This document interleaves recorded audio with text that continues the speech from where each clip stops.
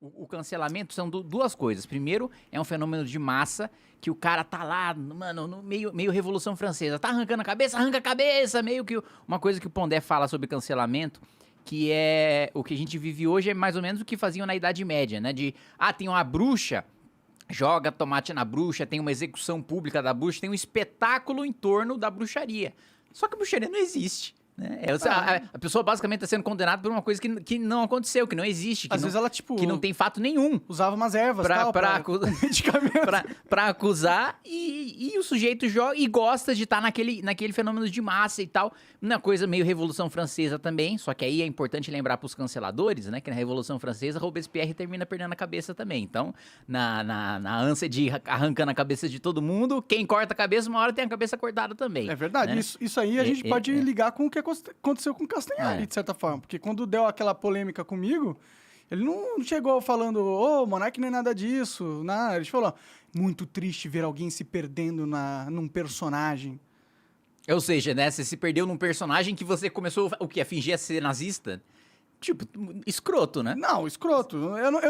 E ele, não só ele, mas a maioria desses criadores super influentes da mídia aí, eles gostam do cancelamento. Óbvio. Eles acham que eles estão salvando a humanidade. Nossa, se não existisse o cancelamento, meu Deus, o Monark poderia falar o que ele quer. Sim. Meu Deus, que horroroso seria isso. Sim. Quantas pessoas seriam prejudicadas? Tem esse sentimento de superioridade moral, né? Do cara, nossa, olha como eu sou superior, né? Olha como eu sou virtuoso, né? Puta, eu vou fazer um tweet aqui falando que você é contra o nazismo. Caralho, cara, como você é bom. Foda, hein? Porra! Você é contra o nazismo, você é a favor da democracia também? Sim, porra, matar errado, você defende direitos humanos, matar errado, caralho, você bebe água também todo dia, faz exercícios físicos, come salada. Puta que pariu, que cidadão exemplar que você é, hein? Uau, sinaliza isso muito pras outras pessoas. É assim, é uma hipocrisia do caralho, sabe? É o cara se vender, usar a destruição da vida de uma outra pessoa pra se vender como uma pessoa boa. Ou seja, ser escroto e desumanizar uma pessoa pra mostrar que você é humano. Sim. Isso aí é um fenômeno de massa de loucura, né? Tem esse ponto. E tem um outro ponto também de instrumento, de arma política. Do cara que quer utilizar aquilo pra destruir quem discorda dele. Verdade. Que é o caso do que eu tô vivendo na Câmara agora. Com certeza. Né? Pô, você, o Arthur? Na Câmara, o Arthur. Na Câmara tem um caso de um deputado que, cara, foi pego com 500 mil reais na mão. Vídeo do cara na mão falando, recebi esse dinheiro por fora. Ele falando com vídeo, mostrando a cara dele na mão. O processo de cassação dele tá parado e o meu tá andando. O seu tá andando? Tá, porque o presidente da Câmara quer. Porque o presidente da Câmara me odeia. Entendi. Olha lá, que mundo de bosta. Ou seja, pode ser, existe a possibilidade de ser cassado e ficar 8 anos sem direitos políticos, sem disputar a eleição, simplesmente porque... E o caso do Arthur, cara, no caso do Arthur foi mais bizarro ainda. Porque no caso do Arthur teve um paralelo, que é o sujeito que foi lá e apalpou a outra deputada no meio da sessão. Assediou a mina bêbado no meio da sessão. Não foi cassado.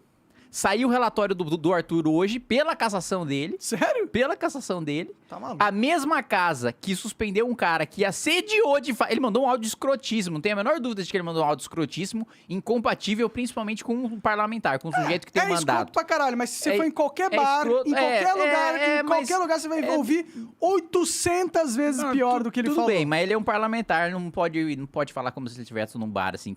Cara, eu discordo de você plenamente. Ele não tava falando num ambiente de parlamentar. Ele mandou um áudio pros amigos de futebol, pô. Mesmo assim, é inadequado. Beleza, tem uma punição, tem uma suspensão. Agora, caçar o cara... E aí perguntaram, não sei pra quem, pra um membro lá, não sei se foi pro relator ou pro presidente do Conselho de Ética, por que no caso do Cury, né, do deputado que assediou, vocês suspenderam o mandato, e no caso do Arthur vocês estão tendendo pra cassação? Ah, não, é porque o Cury aqui todo mundo gosta. Ah! Ele falou isso? Falou abertamente numa entrevista. Sério? Falou, não, porque o Cury todo mundo gosta. Beleza, então eu vou caçar um cara que assim, tem uma conduta muito menos grave do que um outro, que foi suspenso, só porque não gosta do cara. Tem 2 pontos que mais incomodam os deputados estaduais na Assembleia Legislativa que querem caçar o Arthur. Porque logo no começo do mandato ele barrou o aumento de fiscais do Estado. E ele barrou esse aumento, mostrando que muitos dos fiscais do estado tinham doado para a campanha dos deputados eleitos. Entendi. E isso deixou os caras putaços. Primeiro, por ter impedido o aumento. Segundo, porque mostrou um esquema que os caras recebiam dinheiro de campanha dos fiscais e aí votava aumento dos fiscais na Assembleia. E outra coisa que ele barrou foi o aumento do auxílio gasolina, que os caras queriam gastar mais. Isso que é isso que as pessoas precisam entender, né? O cancelamento como instrumento de destruição política não tem nada a ver com o que foi feito, com o que foi dito. Ou com a defesa do bem, né? É sobre quem é a pessoa. Se é um inimigo a ser destruído, beleza. Se não, não. Pegar o nosso caso, mais uma vez.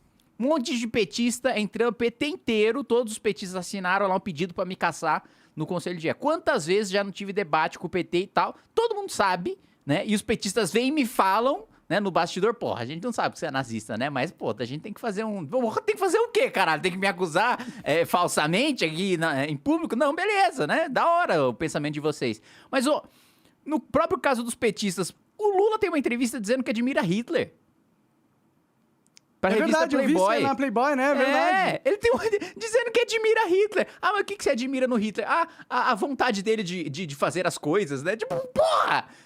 Peraí, eu que defendi que justamente ter acesso a obras, né, envolvendo o nazismo faz com que as pessoas entendam o terror que foi, como foi odioso e como deve ser combatido. Eu que sou um nazista. Agora o cara que diz que admira, o cara diz que admira, aí não. Mas é que ele tá protegido pelo grupo político dele, né? Exatamente. E o grupo político dele tem uma força gigantesca. É a esquerda toda. Exatamente. São tipo, sei lá.